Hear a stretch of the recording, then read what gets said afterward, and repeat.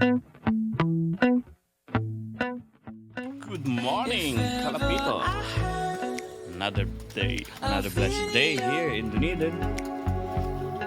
Good morning. Thank you, Lord, for waking us up again. It's another day, another blessing. So, time check muna tayo. 7:38.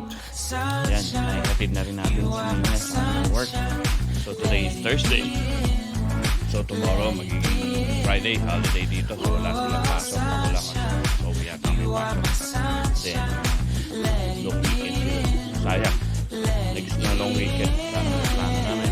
Share. Para hindi puro kalapati yung mga nabibideo natin, no? So, anyway. Yung plano natin, papakita ko yung finished product nung sa kasama ko. Yung finish ng loft na kinonvert niya from garden shed. So, maganda. Malinis tignan. So, yan ang gusto ni Nina dito sa ating loft, yung malinis tignan. Kahit may kalapati ka, hindi halata talaga mayroong kalapati. Anyway, gagawin natin yun in the next 2 weeks na lang. Kasi unahin natin yung magpipintura ng ating outer part ng bahay. Kasi pag winter, mahirapan na tayo magpintura. So, yan, ang warriors ay nagkukumhog na. So, gusto na nilang lumipad. Anyway, wait lang may kukunin lang ako. So yan, I'm back mga kalapiro. Halika rin natin itong magandang Barbie. Medyo patapos na kita mag-iwan. Alright. So yan. Let's go. Na.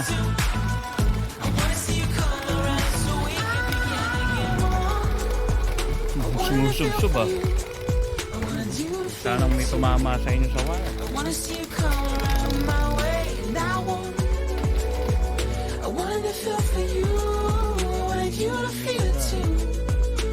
See you come around so we can begin. Sunshine, you are my sunshine.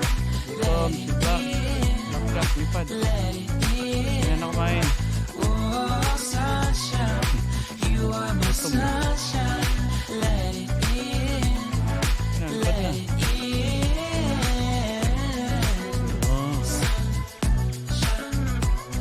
It's another one. I wanna wake up as more than just friends.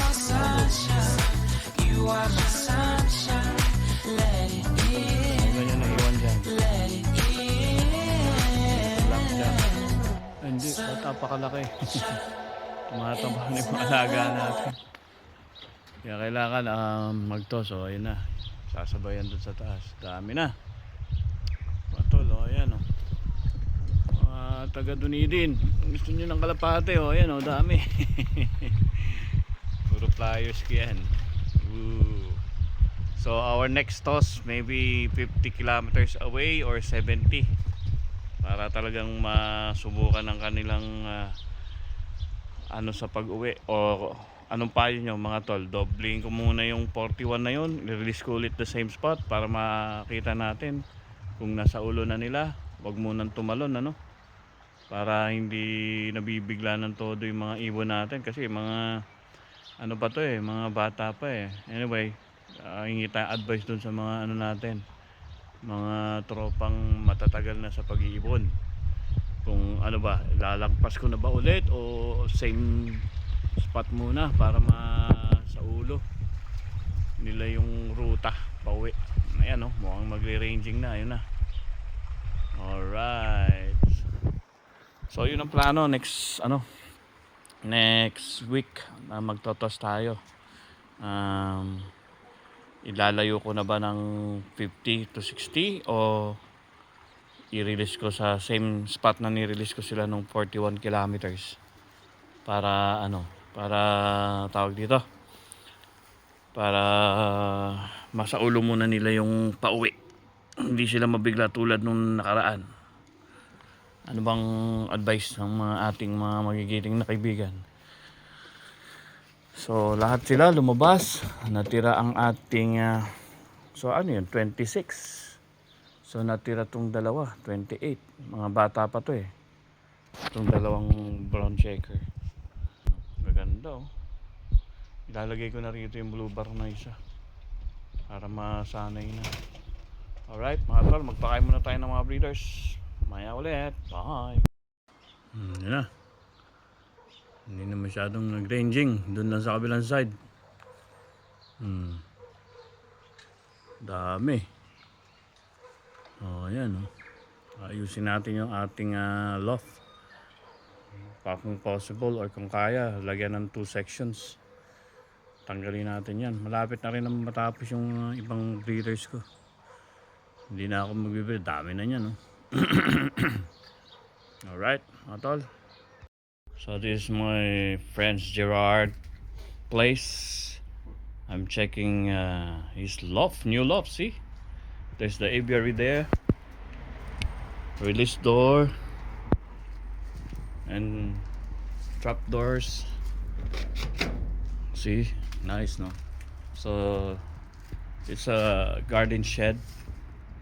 So the size, I think it's what's the size, Gerard? It's the height The height is 1 meter 900. 1 meter 900, The so width- almost 2 meters. Yeah, the width is 1 meter 500. 1.5. The length is 1.5, and the width is 78. Yeah, so 0.7 meters. So look at the inside. Yeah, it's good.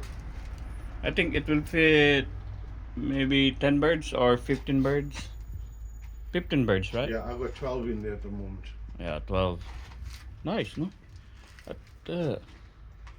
can still put some perches here. Yeah, I am gonna. There, the box perch is nice. Can still put up a little 4 more spaces. So when you look at it outside, oh, this is nice, strong. See, it's more presentable. My boss will not get mad at me because it looks nice. See, that's a pigeon, modern pigeon loft, made by my friend. He's jack of all trades. Nice, Gerard. So I'm thinking if I will buy 2 or 1 and convert it into pigeon loft. Yeah, we'll see. Yeah, thank you. Which one? Nah, it's alright. What dirty? It's clean, bro. You will see other loft. So that's the trap door. Nice. Alright mga kalabito, I'm back. Look at my lopman. Hindi ko kasi pinalalabas dito marumi. May allergy siya eh. Social na aso, may allergy eh. Yan o. Gusto niya lumabas dito eh. Magtatrabaho tayo, maglilinis tayo para magandang tignan ang ating bakod. Oops! Bakit lumipad? Mukhang may hawk. Pag ganyan yan, may hawk eh. Ano oras na ba? Time check, 10:14. Yeah, ganitong oras. Labasan ng hawk. Ang bilis ng mata ng mga alaga natin. Kikita kagad nila, no? Saan banda? Anyway, dito normally ng hawk eh. Diyan, yan. Diyan sa ibabaw dyan. So nagliparan. Ayan natin sila muna. Maglilinis tayo rito sa baba. Silipin ko lang yung mga young birds na pinasok natin. Yan. Sa akin pala yung camera. Yan yung mga young birds natin. Out focus natin. Yan. Ay hindi yan. Si 105 yan. Ayan yung gift bird. Ganda na 105. Ayun yung 2 pula. Tsaka isang blue bar. Sinampa ulit natin. May mga langilan na pumasok na eh. Siguro maya maya pa tayo magpakain para gutom na gutom talaga sila. Alright. Trabaho muna ako mga tol. So ayan. Yung box ng Moskill Pigeon, Homing Pigeon Club. Then yung mga ibon natin, sobrang init kaya inano ko. Para hindi mag-overheat. Ayun, i-enjoy nila. Open loft muna tayo today. Wala naman toss. Bantay din natin sila. Baka biglang may umatake. Hindi naman yun hawk. Ang ganda ng panahon ngayon. Sarap mag beach. Kaya lang busy tayo sa paglilinis today. Ayan, mga stall. Ayan, ayan natin sila maligo. Medyo hindi na sila masyadong mailap sa akin. So ayan yung nililinis natin, oh. Ang lumot andun, oh. So para makapag-start na rin tayo magpintura ng bahay para bago mag-winter. Oh, ayan, wag ka dyan, madumi dyan. Ikaw talaga brown, madumi dyan. Ano bang papangalan ko rito? May mga pangalan na iba, dami, 30 yata na to. Alright mga tol, tingnan, madumi. Pero okay lang, maglilinis tayo. Bye.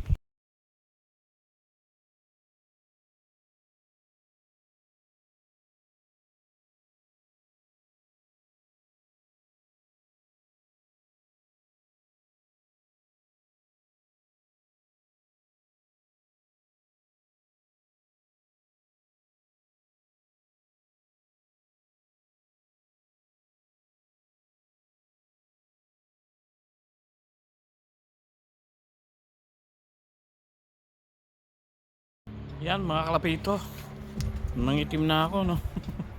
Ang tirik ng araw, oh. Yan ang weather, ganda. So kaya sinamantala ko, nilinis ko yung ano, labas ng bahay para preparation para sa pagpipintura ko. Tsaka sinama ko na yung yan, yan. Actually hindi pa nga tapos pero gusto mag-movie muna nung tatlo. Kaya mag-movie muna. Pag maya maya, pwede pa naman, maliwanag pa yan. Yan, oh, linis, oh, super linis, oh. Oh. Yung dulo lang kasi naipon dyan yung tubig, dadakutin ko na lang yan. And then yung mga alaga natin yan, binigyan natin ng pagkain para kumain na muna. At tayo'y magmo-movie. Ngayon ay araw ng Huwebes. Bukas ay holiday dito sa amin sa New Zealand, Waitangi Day. So walang pasok sila niya. Ako lang may pasok, tsaka si Zoe pala. Pasok pala si Zoe. So hindi na siguro muna ako magpaparoon. Ang ganda, oh. Yun yung ano local pigeon dito laki niyan. Oh, laki. So ito, namamara ko pa, oh. Ayan, oh. So far okay yung dalawang bagong inakay dyan. Tapos ayun, binalik ko muna yung isang blue bar. Bubuli, oh, ayun, oh, sinusubuan ng tatay. Ayun, binalik ko muna para subuan ulit. Yan, bumaba ka para ano, subuan ka. Yan. Blue bar, single nest lang yan. Alright, so yung iba nating maibon nasa labas pa hayaan na muna natin sila. Open loop ko na lang muna pala, baka gusto pang lumipad, hayaan natin. Right, so hanggang sa muli mga kalapito, salamat sa panonood nyo. I-update ko kayo dito sa aking project. Yan, oh. Pero yan, ganyan kalinis yan, no? Naglumot na kasi. Yan, no? Lumot. Yan, bumili tayo ng ayan, no? Panglinis, pressure washer. Talagang super linis, oh. Oh. Ganito, no? Yun, no? Kitang kita, oh. Ibang iba, oh. Ayan, no? Yan yung ano, oh. Nalumutan na. Linisin natin para maganda. Hanggang dun yan. Pero unahin natin itong labas ng bahay para pag natuyo pwede nang pinturahan.